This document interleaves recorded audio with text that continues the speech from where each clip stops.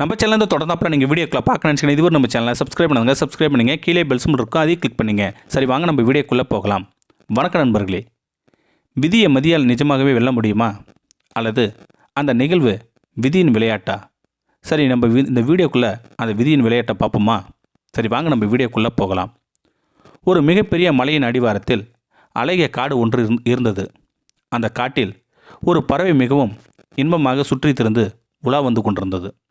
அப்பொழுது மலை மீது ஆகாயத்தில் மேகங்களுக்கு இடையில் சில தேவர்கள் வேகமாக மிதந்து சென்று கொண்டிருந்தனர். அவர்களை கண்ட அந்த அழகிய பறவை ஒரு பெரிய மரத்தின் மேல் உள்ள கிளையின் தன் இறகுகளை மடித்து சற்று அமர்ந்திருந்தது.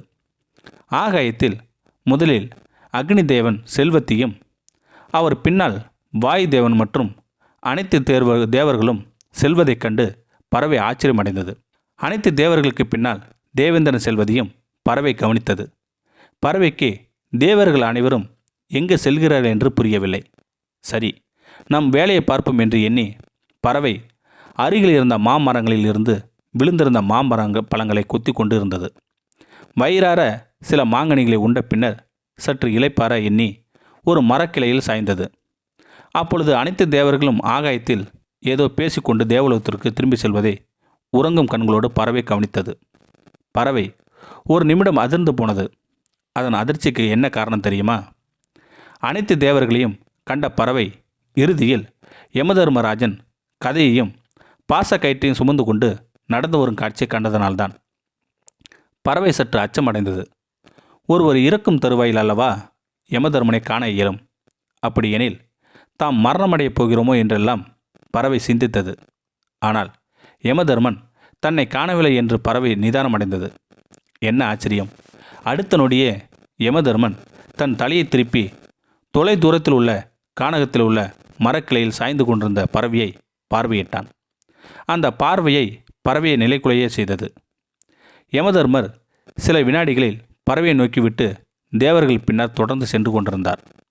இந்த அச்சமூட்டும் சம்பவம் பறவைக்கு குழப்பத்தை ஏற்படுத்தியது.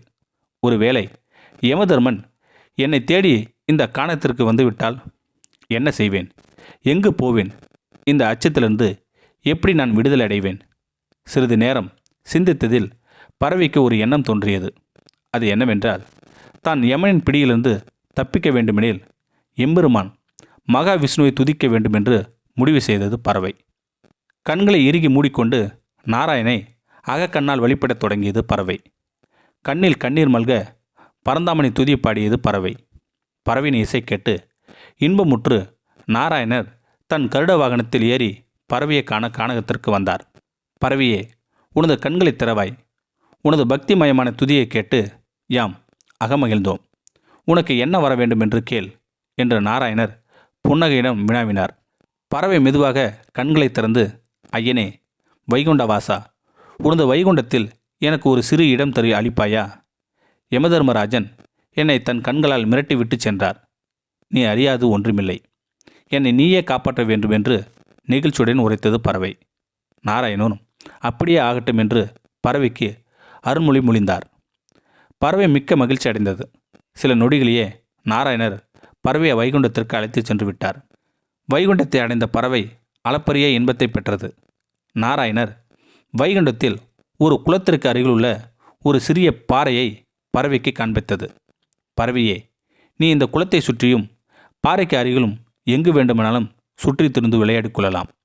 வேறு இடங்களுக்கு செல்ல வேண்டாம் என்று கூறிவிட்டு தன் பத்னியான லக்ஷ்மியை காண சென்று விட்டார். பறவை ஆனந்தமடைந்து குளத்திற்கு அருகிலுள்ள சிறிது நேரம் விளையாடியது. பின்னர் பாறைக்கு பின்னர் உள்ள சின்னஞ்சிறு செடிகளில் உருண்டு பிறண்டு இன்பமுற்றது. ஆனால் சற்று நேரத்திலேயே குளமும் பாறையும் பறவைக்கு சலித்து போயின. பெருமாள் சொன்ன இடங்களை தாண்டியது. பறவை சற்று தூரத்திற்கு பறந்து சென்றது. வைகுண்டத்தின் பறந்து விரிந்த இயற்கை அழகினை கண்டது அந்த பறவை.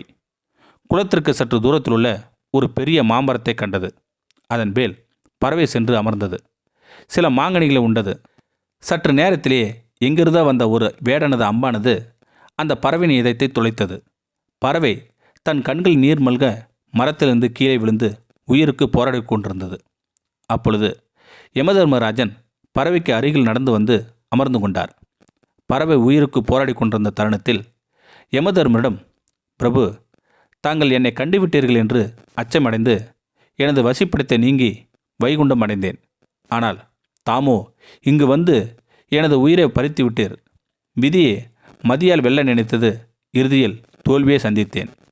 என்னாலும் விதியை வெல்ல ஒருவராலும் முடியாது என்று நான் நன்கு உணர்ந்து கொண்டேன் என்று உரைத்தது பறவை. யமதர்மராஜன் பறவையின் கூற்றை கேட்டு மெல்ல சிரித்தார். அன்பிற்குரிய பறவையே, நான் ஏன் உன்னை மரத்திலிருந்து கவனித்தேன் என்று நீ அறிவாயா?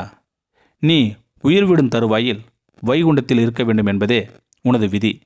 ஆனால் நீ இருந்ததோ இந்த வைகுண்டத்திலிருந்து தொலைதூரத்தில் உள்ள உனது வசிப்பிடத்தில். நீ ஒரு வேளை உனது வசிப்பிடத்தை நீங்கி இங்கே வந்து இருக்காவிடையில் நான் உனது உயிரை பறித்திருக்க இயலாது. என் பணியை நீயே எளிதாக்கிவிட்டாய். மதியை செயல்பட செய்வதும் செயலிழக்க செய்வதும் விதியே ஆகும். ஆனால் ஒன்றே அறிந்து கொள், விதி என்றும் சதி செய்யாது. விதி நமக்கு இறுதியில் மிகப்பெரிய நன்மையை தரும். இன்று நீ மட்டும் வைகுண்டம் வரவில்லை எனில் இன்னும் பல ஆயிரம் பிறவிகள் எடுத்திருப்பாய். நீ வைகுண்டத்தில் உயிர் துறப்பதால் மறுபிறவியின்றி இறைவனடி இணைந்தாய். எல்லாம் நன்மைக்கே. விதி என்ன நிகழ்வை நிகழ்த்தினாலும் அதன் சூட்சுமத்தை புரிந்து கொள்பவரே மதியில் சிறந்தவராவார் என்று யமதர்மர் எடுத்துரைத்தார். இந்த அற்புத உண்மையை கேட்ட பறவை ஆனந்த கண்ணீருடன் தன் இறுதி பிறவியிலிருந்து விடுதலை பெற்றது. இது வெறு கதை என விட்டுவிடாமல் நிஜமான வாழ்க்கையை உணர்ந்தும் தெளிந்தும் வாழ்வோம். இந்த வீடியோ பற்றி கருத்தை கீழே இருக்கிற கமெண்ட் செக்ஷன் சொல்லுங்கள். அப்படின்னு நம்மளோட சேனலை சப்ஸ்கிரைப் பண்ணுங்கள். கீழே பெல் சிம்பல் இருக்கும், அதையும் கிளிக் பண்ணுங்கள். தேங்க்யூ ஃபார் வாட்சிங்.